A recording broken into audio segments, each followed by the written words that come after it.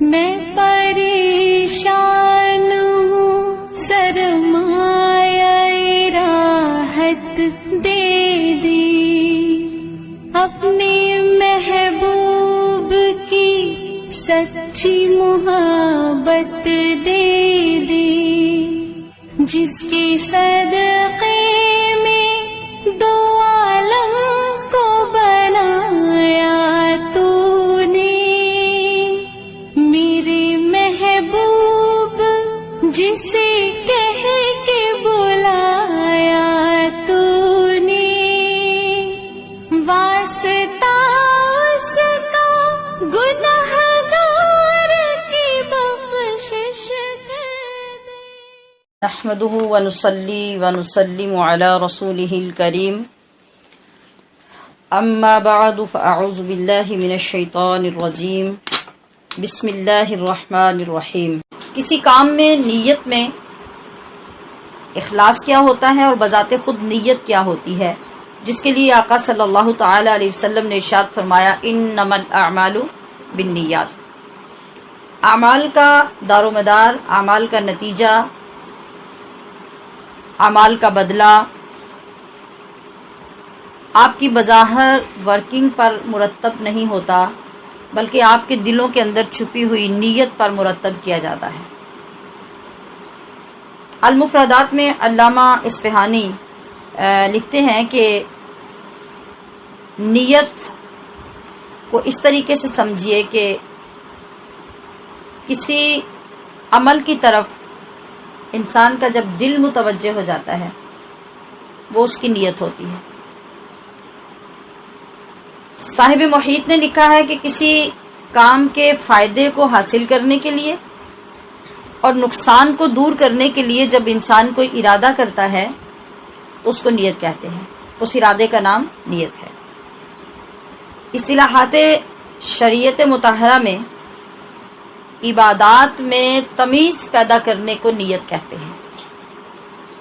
تمیز کیسے پیدا ہوتی ہے؟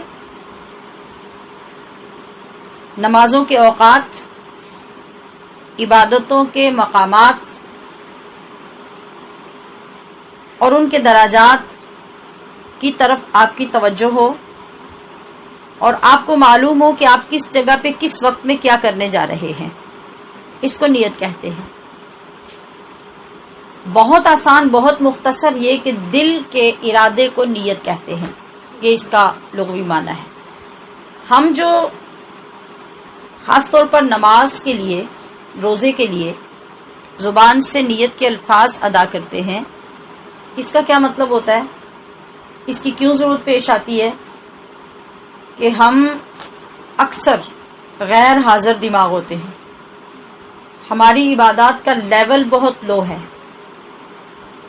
بعض اوقات ہمارے دل میں کچھ اور ہوتا ہے، ذہن میں کچھ اور ہوتا ہے اور کر ہم کچھ اور رہے ہوتے ہیں۔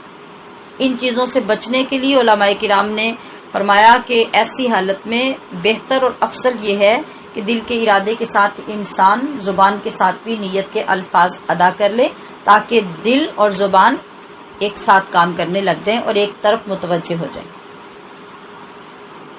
تو میں نے عرض کیا کہ عبادات میں تمیز پیدا کرنا شریعت مطہرہ کی اصطلاح میں نیت کہلاتا ہے۔ مثلا آپ جائے نماز پہ کھڑے ہوئے ہیں نماز پڑھنے کے لیے، آپ نے سنت بھی پڑھنی ہے، فرض بھی پڑھنے ہیں، نفل بھی پڑھنے ہیں۔ آپ نے کب سنت پڑھنی ہے، کب فرض اور کب نفل، ان تین قسم کی عبادات میں جو آپ امتیاز کریں گے اور پڑھتے ہوئے آپ کو یہ پتہ ہوگا کہ میں نفل پڑھ رہی ہوں، سنت یا پھر فرض، یہ جو امتیاز اور تمیز آپ کو جو حاصل ہو گئی ہے کہ آپ کا دل جم گیا اس طرف کہ اب میں نفل پڑھ رہی ہوں، اب میں سنت پڑھ رہی ہوں، اب فرض پڑھ رہی ہوں، یہ نیت ہے۔ آپ امتیاز بتا سکتے ہیں، مطلب آپ سے کوئی پوچھے کہ آپ نے کیا پڑھا، آپ فوراً بتائیں کہ میں نے نفل پڑھے۔ وہ جو کیفیت تھی اور آپ کے اندر ایک چیز جو جم گئی تھی، ٹھہر گئی تھی کہ میں نے کیا پڑھا، کیا ادا کیا، اسی کا نام نیت ہے کہ آپ فرض، سنت، نفل کو الگ الگ بتا سکیں کہ میں نے کب کیا پڑھا اور کتنا پڑھا۔